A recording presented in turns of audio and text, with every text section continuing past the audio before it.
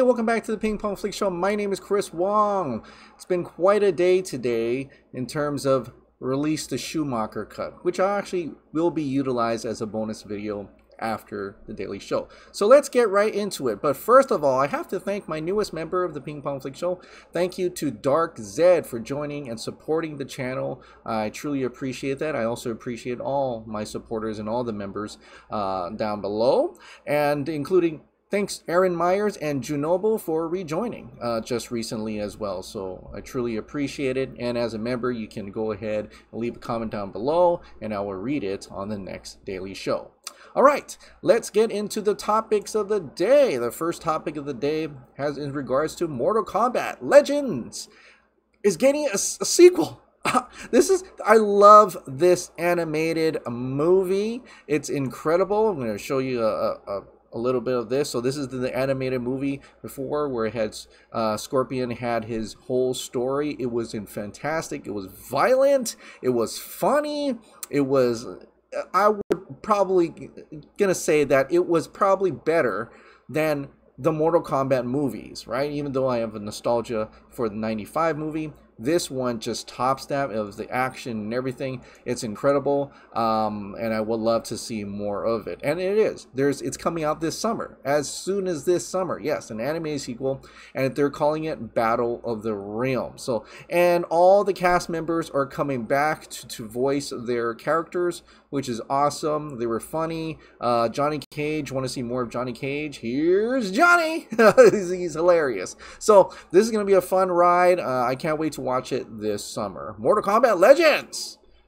All right, moving on. That whole thing about that Matrix thing that Humberto Gonzalez had hinted out yesterday, I guess it was an actual viewing. It was an actual viewing of people got to watch Matrix Resurrections, and it's screened yesterday afternoon. And this person says, it is weird, meta, engrossing, surprisingly funny, and ambitious to a fault. I expect WOM to be wildly mixed, but the word of mouth, okay, to be wildly mixed, but the people who love it will love it. This is definitely the work of Cloud Atlas, Lana Wachowski, not Jupiter Ascending, Lana Wachowski. So, oh, that's cool, I guess. Surprisingly funny. I guess meta, especially nowadays with, you know, technology and social media and everything like that, virtual worlds, it's probably going to have to affect, you know, it probably has to have some kind of message there, probably, for modern. And weird, of course, is probably going to be weird, engrossing, and ambitious. I'm wondering how ambitious.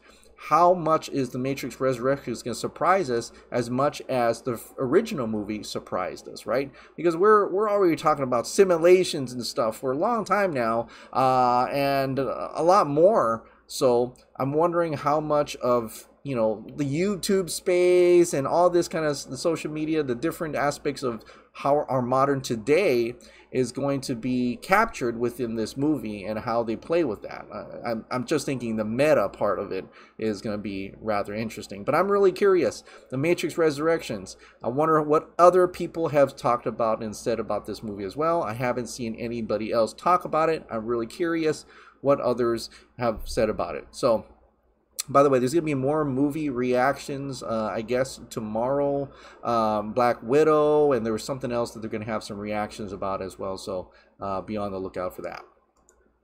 All right, let's get into some DC. Yahya Abdul has put out just a Instagram post of him lying on a bed with a phone and writing something, and what apparently is the Aquaman 2 script right there. So if anybody can zoom really in, see what he's reading there. But of course, he's going to be in Aquaman 2. He's in London, UK right now to shoot that, and it's going to be interesting. Black Manta returns. Black Manta returns. I'm wondering how big this movie is going to be. It's probably going to be really big. Lost Kingdom. Probably going to have a bigger budget than the last one.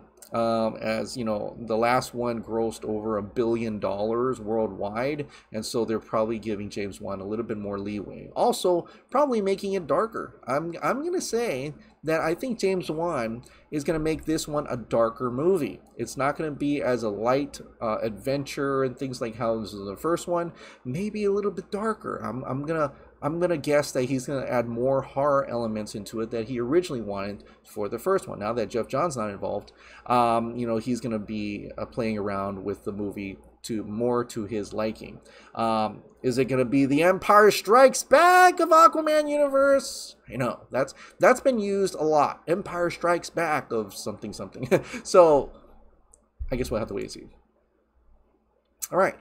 So this is actually a little thing from Daniel Rickman. Again, he put out a little Patreon thing where talked about the Matt Reeves, the Batman, and apparently Matt Reeves wants to make this Batman, this version of the Batman, darker, more darker than the Nolan trilogy. That's where he's headed, and which actually is pretty much what Grace Randolph has said, and other people have said as well, that this is a darker Batman. They're going to go darker to the point that it actually makes Warner Brothers a little nervous, but still excited. I think they should be excited. Everybody's saying it's amazing, but as you know, Warner Brothers is always like, oh God, you're going to make it darker? I'm scared of that. How are we going to sell our toys?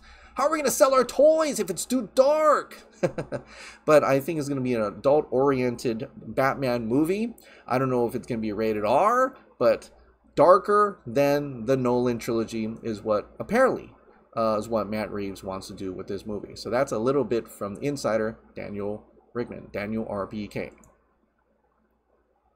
Okay, speaking of Batman, the big thing that trended today, because it is the anniversary of Batman Forever, Release the Schumacher Cut reached over. This is where I captured it, but it's over 20,000 tweets as more people, a lot more people wanting to talk about it, wondering what this is all about, and hoping that Warner Brothers will wake up and say, hey, you know what? There is a version of Batman Forever out there that we definitely want people to see, and people want to see. It is darker. It delves deep into Bruce Wayne's mental health and how he thinks about his relevance as Batman, and a lot of his psyche is in this, and a lot of that is still captured in the theatrical movie. But this is apparently 50 minutes longer. It's darker. It's grittier. It's not so jokey. It's actually it's not exactly like what Burton, you know, it's lighter than Batman Returns, but it's still it's serious, and that's what people are kind of wanting to see. In fact, Akiva Goldsman actually recently said that he actually saw that first cut, and he's thinking there's going to be a renaissance for people wanting to see it, and he's right. Release of Schumacher trended today, as has trended before. So hopefully, in this age of after the Snyder Cut, that we'll get to see other cuts of movies as well, better versions of movies, I'd say, just like, you know, release the Schumacher Cut and release the Ayer Cut as well. So, but I'll go dive into a little bit more about the Schumacher Cut in the bonus video that will come later on today.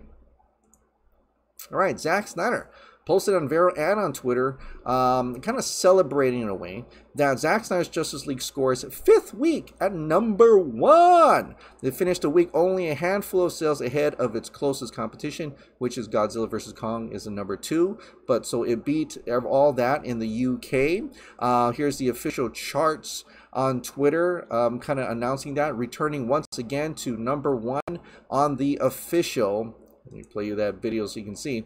Official film chart, Snyderverse snags a 5th week at the top following a very close race.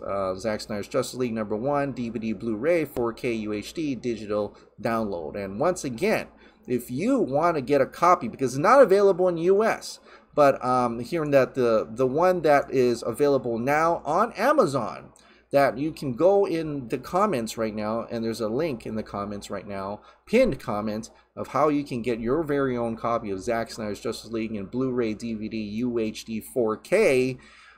Go check it out. It's about $30. depending on which one version you get. But you can snag it if you don't have HBO Max and you don't want HBO Max. So there you have it. Support Zack Snyder's Justice League, and absolutely people are, even though it's 5th week at the number 1s. 5th week at number 1. There's no cul-de-sac, okay? This is restore the Snyderverse kind of thing. This is incredible, right? It's beat Godzilla vs. Kong, beat Wonder Woman, it beat all those. Okay, so very, very much so, and I really hope Discovery actually does see this. I know people are talking about how Discovery already sees it. We don't know. There's no confirmation of that whatsoever. But I hope they do. I hope they actually do see that and says, oh, what's this? What? You mean Zack Snyder has a planned sequel 2 and 3 to our top, the number 1 official film chart for 5 weeks in a row? Zack Snyder's Justice League. You're telling me Zack has a number 2 and a number 3? Let's have it. I'm hoping they're at least thinking that during their coffee break, amongst all this other business they have to talk about in the merger. Like in the back of their minds, are like, by the way, once this is all done through, let's get that Snyderverse. Let's get that Snyderverse. You know, let's get that. Maybe it's not number 1 on our agenda, but maybe let's make it number 3 or number 2. You know, but you know, but it's great to see that. Very happy for Zack Snyder and crew, and happy that this film is getting a lot of attention. So that's really cool. All right, let's get to the main topic of the day. Is that the Suicide Squad got a whole thing on Entertainment Weekly. You know how some people are having difficulty summing up their movies? The Suicide Squad director James Gunn is not one of them. So this is the excerpt here, and he even brought out, James Gunn shared it as well with some pictures here for you to look at as I read this. James Gunn calls the Suicide Squad a war caper movie with SHITTY super villains. New DC movie stars Margot Robbie, Idris Elba, Viola Davis, and many, many more. You know how some people have difficulty summing up their movies? James Gunn is not one of them. It's a war caper movie with the SHITTY supervillains, says the Guardian of the Galaxy's director succinctly of his latest comic book adaptation, The Suicide Squad, in theaters and on HBO Max August 6th. This new take on the heels of David Ayer's maligned but profitable 2016 movie Suicide Squad launches a separate storyline. By the way, they said it themselves. Profitable, okay. But once again stars Margot Robbie as Harley Quinn, Jai Courtney as Captain Boomerang, and Joel Kinnaman as Colonel Rick Flag, who attempts to keep our jailbird anti-heroes in line. Viola Davis also reprises her role of Squad mastermind Amanda Waller, who this time around sends Quinn and company on a mission to the fictional Latin American country of Corto Maltese. Corto Maltese has an alien materials they're trying to weaponize to use against the United States and the rest of the world, says producer Peter Safran.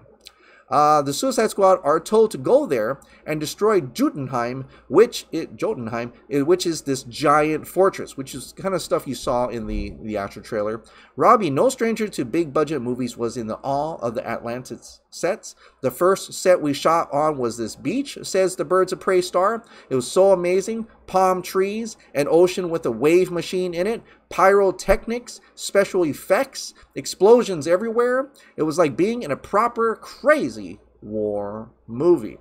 The squad's many new members include Polka Dot Man, David Dastmalchian, Weasel, Sean Gunn, Ratcatcher 2, Daniela Melchior, Blackguard, Pete Davidson, Savant, Michael Rooker, and Bloodsport, Idris Elba, who originally appeared in the Superman comic as a gun-toting enemy of the titular hero. He's a real reluctant member of the squad, says Elba. He's a bit grumpy. He's not the warmest guy. Yeah, just playing myself, really. John Cena is Peacemaker, who's obsessed with keeping things conflict-free no matter how much mayhem ensues. He has this moral code that seems skewed by the amount of violence he inflicts, says Safran of Cena's character, who has already been gifted his own HBO Max spin-off show. It's like effing for virginity. He's fighting for peace. That was that little excerpt. I'm sure there's more information coming from the Entertainment Weekly magazine in regards to the Suicide Squad, but there you have it. So a few new shots of that. That's coming August 6th. What do you think? Are you guys excited for James Gunn's The Suicide Squad? All right, well, that is it for tonight. Thank you so much for watching. Like I said, if you absolutely love this daily dose of entertainment news and content, please click the like button, hit the subscribe button, ring the notification bell, keep this hot dog light on, and I'll see you next time. Bye.